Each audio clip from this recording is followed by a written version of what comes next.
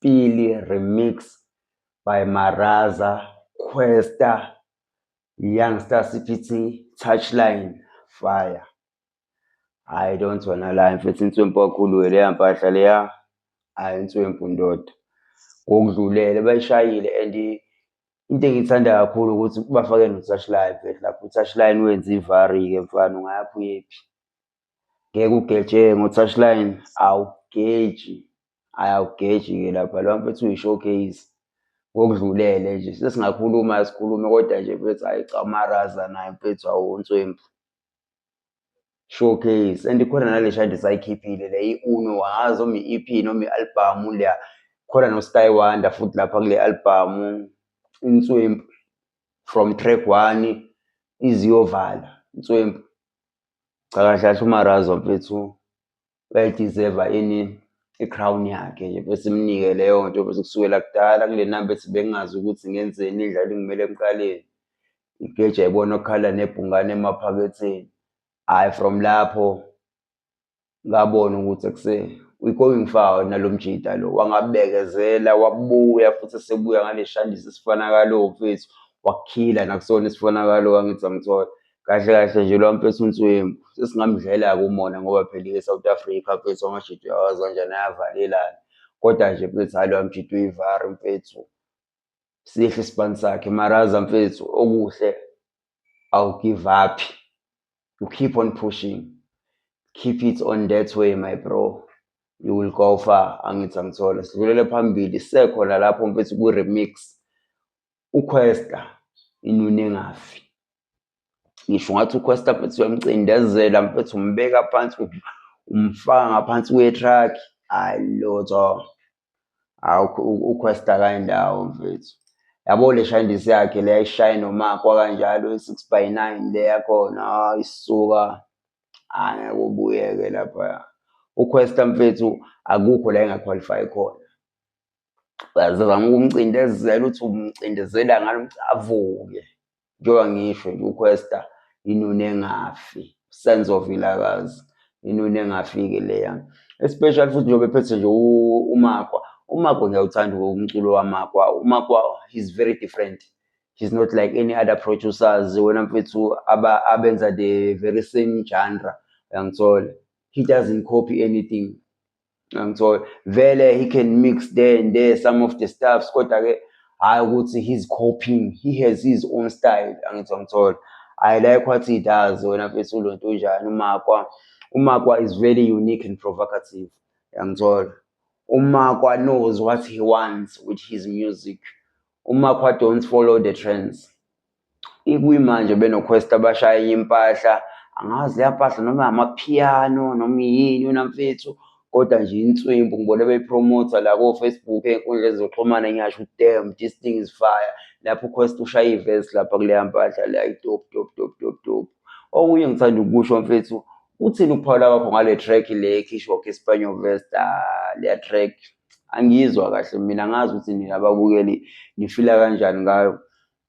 I doubt ukuthi imnandi.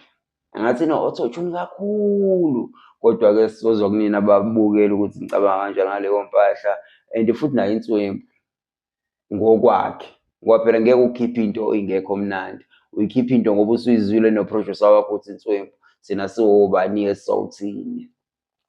Ngiphinde ngidlulele phambili khona nalo mjida wasedubane lo ubani uCelestial Mike. Celestial Mike mfethu umjida onswempu loya. Ubani uCelestial Mike umjida onswempu kakhulu loya. Inkinga ulekha, angazi noma uthi ulekha i-marketing noma ulekha ini noma ulekha ukusipana nabafowethu abanye angisho laba abaculayo abarephayo, ngisho abapromote music nani. Ngoba loya mjida onswempu kahle kahle angiboni ukuthi kuyinto enhle ukuthi aqhubeke ahlale edubane wena mfethu. Engabuye akhuphuka naye ezeJozi ezohlanganisa ngoba kahle kahle loya mfethu uCelestial Mike right now igame ishoda ngayo. According to me igame ishoda ngoCelestial Mike from edubane. Ngisho commercial scene. Loya mjida inswempu mfethu uCelestial Mike angazi ukuthi yini evimbile noma uyena ongayimiseli ngale ndlela yokuthi sengifuna ukuphumelela noma kunswempu ukuhlala edubane ubone ngathi kuzophileka mengabe ehleli ngale. kanti angiyiboni lento ayihlalele lapha mina. Celestial Mike mawuthi ubhekile manje mfethu, ngiyacela ndoda akhuphuke uze Dubane. Ngiphinde futhi ngikhale nangoZakwe. uZakwe mfethu ayikho lento yaZakwe ndoda. uZakwe unefiye, uZakwe nje unefiye. Uyasaba ukuthi umculo lo uzokhipha ngeke udayise. Kanti it's not about ukuthi uzodayisa noma uzoshaya igolide. OZakwe basaba ukuthi bafuna ukushaya amagolide, bafuna ukushaya ama-platinum. Mfethu asikho isidingo sokushaya igolide, uzolishaya igolide ngenhlanhla. Kodwa wena qhubeka uloku ukhipha umculo, qhubeka uloku ukhipha umculo. Manje uma uzoloku usaba ukukhipha umculo, ayikho into ezoya phambili Zakwe mfethu. uZakwe nje unefiye nje, angisayikhulumi nje indaba zawo. Ngamcela kahle aqaleni ukuthi before Big Zulu akhiphe i-album yakhe, uZakwe nje uyasaba nje, uyasha. Ayikho lento yaZakwe nje. uZakwe nje mfethu angazi noma useyi-work as rapper noma useyini. uZakwe mfethu angazi yini inkinga yakhe mina. Angiyazi inkinga yaZakwe. uZakwe nje afuna ukukhipha umculo manje uyasaba. Hayi mina ngibona ukuthi uyasaba mfethu, useyongixolela. Ngiyamhlonipha i-Grootman vele, kodwa nje Zakwe unefiye. Hayi unefiye nje mfethu ukukhipha umculo nje, ayikho lento yakho. Into engekho nje mfethu. Hawu uyasha, hawu uyasha sure. Ngiphinde futhi ngibongele mfethu Just Jabba. uJust Jabba naye wakhipha mfethu i-album Key Player. uJust Jabba ukhipha i-album Key Player. Yabo kuyi-Mike ngimbonile mfethu uyathora benoLa Capra noLo-Fi babhizi futhi baphusha yona impahla le yakhe mfethu uLa Capra bebeke Dubane nini yesterday. Baphusha zona i-Chalice le amajita ayaspana mfethu. Nawe futhi hlanganisa mfethu, la ukhona ungalali ePassage. Hlanganisa, vuka ubangene mawuthi ushaya umculo, uya-actor, uyadrawa, wenza noma yini. Vuka ubangene ndoda, ungagive up mfethu, ubangene. Ayikho enye mfethu, vuka ubangene nje yami.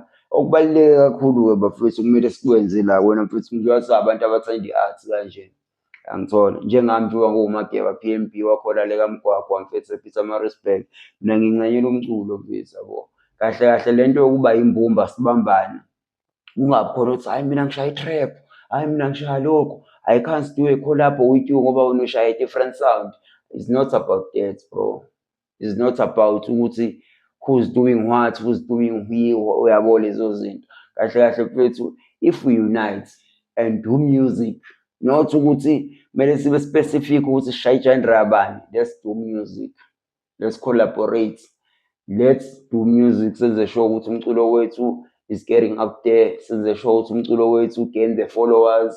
Kahle kahle bafethu, it's not about, kumele ube futhi business minded kule nto yomculo. Akwazi ukuthi unga-release music kodwa awazi ukuthi uzoperforma kuphi, uzobhukhwa kanjani. Mfethu uma ubothi awubhukhwa ndawo, create your own events la uzoperforma khona. Angithi angithola mina ngibonile ukuthi wena mfethu bengishoda ngama-interviews, ngabona ukuthi no man, let me open my own platform. Kuyimanje ngikhuluma nomnini mangithanda ukukhuluma ngithi uyangibona nawe uyangibuka, kube ngisalinde ukuthi engilinde ukubizwa sibani bani, ngifuna ngibize ngaba ngikho ndawo. Now start your own thing mfethu, ube moja, ube grand. I-home run le noMageba PMB umjida wakhona kaMgwagwa ePietermaritzburg eMgungundlovu bafethu kwaXhaka kaDambuza akekho ongangazi ePhophoweni yonke indawo. Umfana kafikele lapho khona kaMgwagwa, umfana woMakhathini. Angithi angithole. This is home run bafethu. Uma ukuthi awufuna ukuyimisela empilweni akukho kuzolunga. I-decision oyithatha namhlanje wazi ukuthi leyo decision uyophila nayo forever.